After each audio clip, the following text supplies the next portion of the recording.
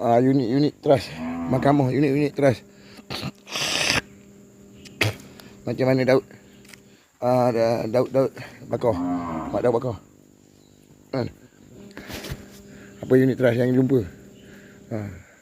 Dia punya scamming tu macam mana dalam rantaian tu? Propaganda dia macam mana? Dia ada sangkutan dengan ni 4 kaki pun dia macam ni. Jangan banyak-banyak dia buat.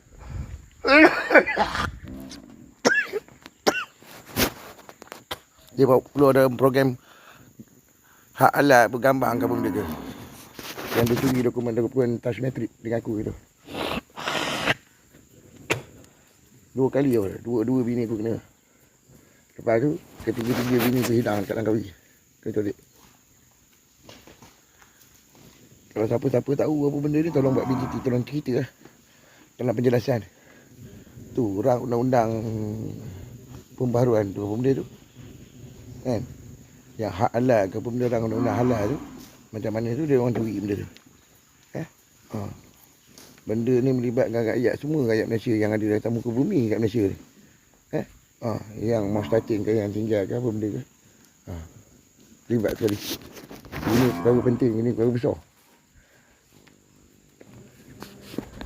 Point dekat situ, dia ni terlibat dengan skamer angin Hamid Andani. Okey, skamer angin Hamid Andani.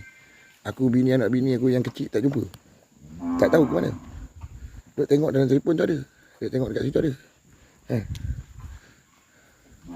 Tapi unsur tu lah yang jatuh talak ke macam mana ke, unsur fungsi dia. Dia pakai mungkin ada kuadratik kat mana-mana, mungkin vektor kan. Mungkin peralihan tu apa benda kat ni. Aku tak tahu juga. Yang dijelaskan lah itu monsun timur barat.